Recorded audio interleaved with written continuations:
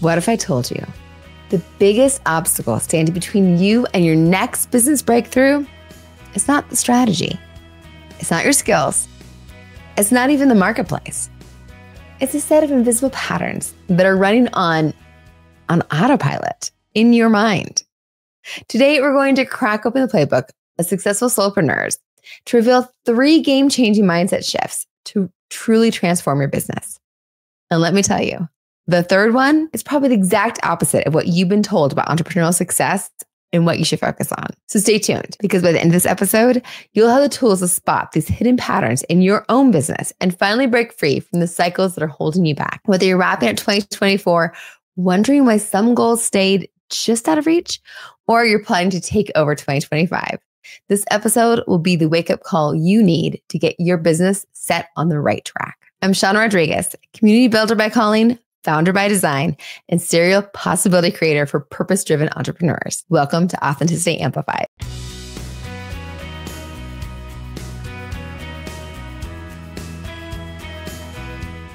Today, we're going to talk about the importance of patterns.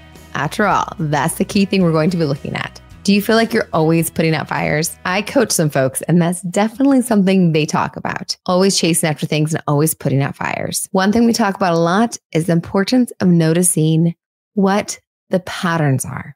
And the patterns are what help us recognize what are things that happen once that we chase and put a lot of energy into, instead of recognizing they happen once and we just take care of them and move on.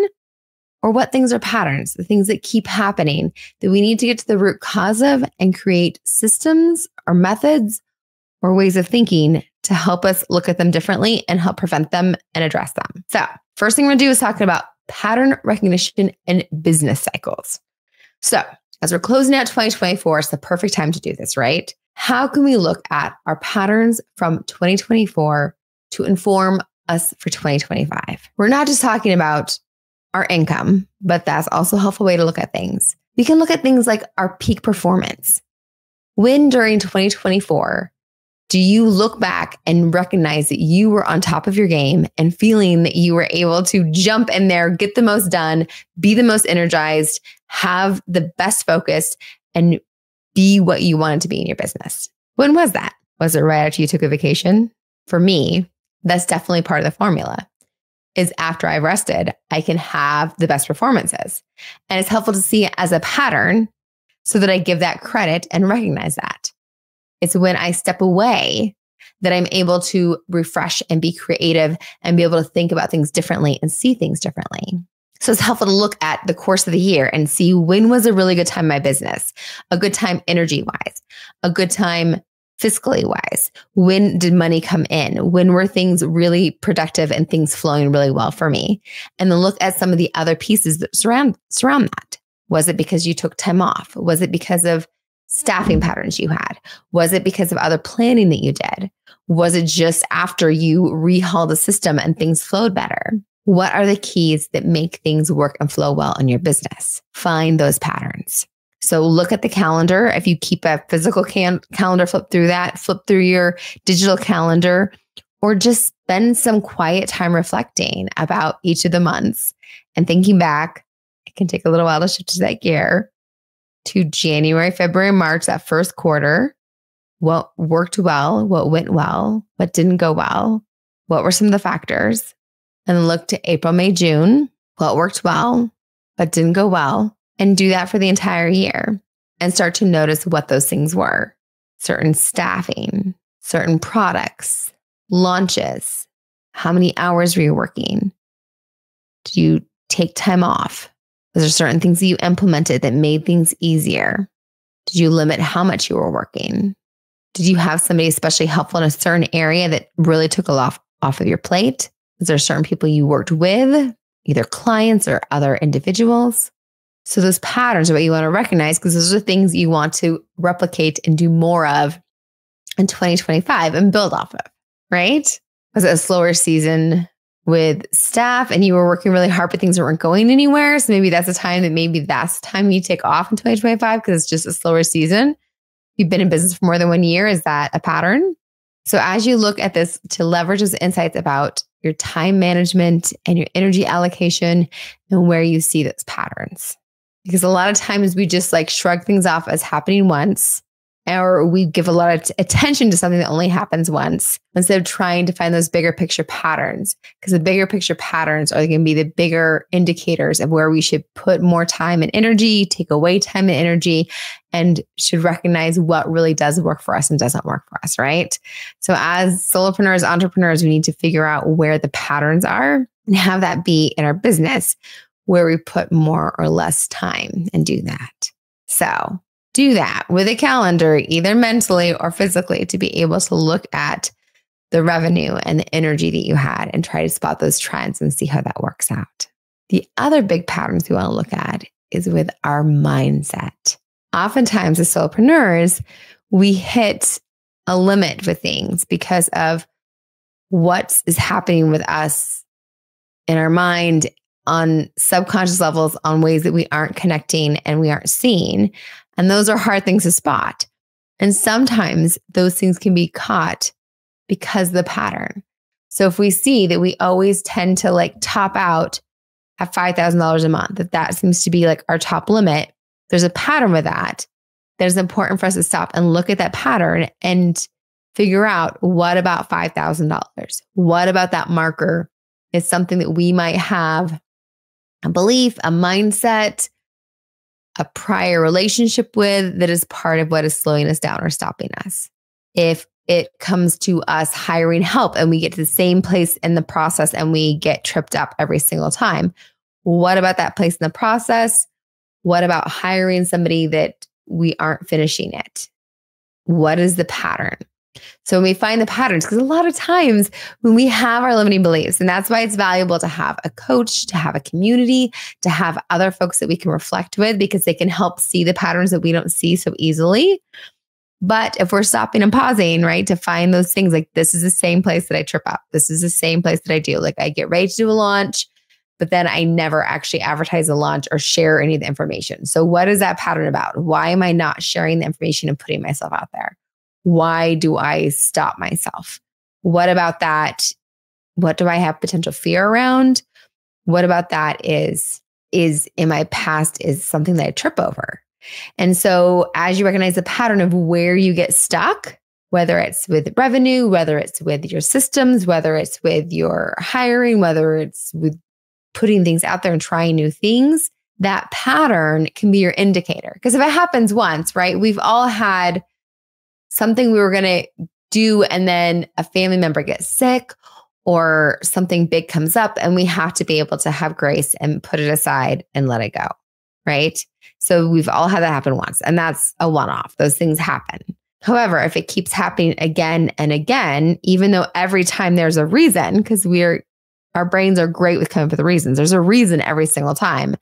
But if it's the same thing that keeps happening, we're the common denominator, right? We are the ones that's the common thing that's in there. Like, I keep not taking this chance. I keep not doing this thing. Why am I not doing this? Like, something always happens, but I'm the common denominator because there's a pattern. And that's why patterns help us recognize when we're stuck, when there's something outside of us that's preventing us from going to that next level and doing that next thing, and to realize what that's about. Like, are we afraid of being seen? Are we afraid that someone from our past gave us this message about who we are and what we are? And if we put ourselves out there too much, that's going to be reflected back at us. And that was painful for us. And so we can't handle that message again. And that's what we're scared of, is that message. Or is that matter that we have something we think of people that make so much money and that we're going to become that person if we make so much money? Like, what is the thing that's getting us stuck? And to have that reflection, to be able to figure out that place where we get stuck and then to pull back to be able to address what that might be. And so once we find the pattern, we can start to reflect on the pattern and be able to untie it and take apart the pieces to be able to see what it is. And then once we take out the knots, we can undo it and get rid of it. But as long as we keep it all knotted up and we don't even acknowledge it's a pattern, we have reasons this keeps happening, then we don't get to the bottom of it and we don't ever resolve it and we aren't able to move forward and we keep getting ourselves locked up. So we need to see the patterns, right? So sometimes if we get ourselves around that, we can try to act as if we've already gone around something and we're on the other side of a decision to have that perspective where we want to be and see if we can see clearly past it to see if it's a pattern. It can help us if we still can't go there. That the reason we can't go there is because there is something else holding us back. So doing that reflection to try and see where the patterns are can help us see what we need to untie, what we need to get a little bit deeper on, and what we need to try to see beyond a little bit. That can be helpful for us. For our Apple Podcast subscribers, we're actually going to write out our December 2025 success story from the future perspective. And that's going to be how we're going to try and get ourselves in this bigger place to look back past our patterns to kind of see how we can take that to a different level of moving forward and looking back at where we've been and what we've done. So if you're an Apple Podcast subscribers, make sure you check out that part of this episode that kind of continues that conversation around that. So our third thing, our third pattern piece, our third tip that we're going to be giving is around strategic incompetence. You did hear that right. I said strategic incompetence. What do I mean by strategic incompetence? So this is when you're looking for the pattern of the things that are slowing you down. So the things that you're tripping over and aren't letting you move forward. And you get strategic about them. You start to embrace that. You start to look at incompetence as something that you can work with instead of fighting against all the time. So it's a very counterintuitive idea because we've always been taught, like, if you're not good at something, you just work harder at it, right? If you're bad at something, you just exhaust yourself until you get better at it.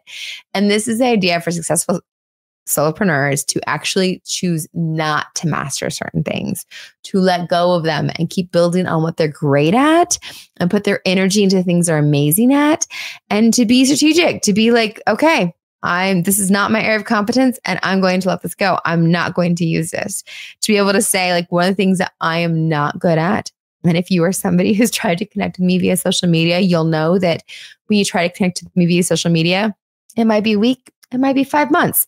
I do not check the extra folders, the extra places. Like, I don't get that much time in the chat functions of social media. Things get lost there. And so I think there might be this cool tool I have that might help me with that and put things into one place so I don't have to track them in multiple places. Or I might just strategically say, like, this is not my place. This is not where people are going to find me. And I don't have to be available to everybody in every different social platform in direct messages. And that's just not going to be where I am. And I'm going to embrace that incompetence and stop trying to show up there and stop stressing myself out about that and free myself up to be more present with organizing my email inbox. And so that I'm not distracted there because I'm also trying to track all these other conversations I'm not doing a good job of tracking, and just let go of that and work around that. And just like, this is just not a place I'm going to be available. And that's fine. So to embrace, like, what you're not good at and double down on what you are good at. And to say, like, this is what I'm great at. So I'm great at podcasting. I'm going to focus on the podcasting. And this is going to be my way of communicating and connecting. And if people want to reach me, I'll make sure they have a way to get into my inbox and my email. And if there's a way to message me that goes into my email from doing this, so that they go to my LinkedIn bio, there's a way to send me a message that goes into my email, and then they go through my LinkedIn bio to message me. And I'm very clear that that's how you reach me. So that we let go of the things that we're not good at instead of trying to work around them and master them. It's funny, I say all of this, and then I might have a program that actually helps me organize all the messages from all the other social media. So this is just an example. But for you to figure out, like, what you're not good at and to actually let go of it and find a way to work around it instead of continually trying to fix it and get better at it, to find out, like, how else can I do this that I don't need to master this? Like, if you're terrible at cooking, for instance, in the home environment, right? That I don't have to be good at cooking. Somebody else can do this. Or I have friends, I've lived in cities, so this is very common. Folks that live in cities, they don't buy groceries and they don't cook at home, and they do eat out and they do buy things strategically so that they buy food and then they take the leftovers to lunch, and that's just how they operate. And that's just the way it is. And so if you're not good at cooking, you don't need to master and get good at cooking.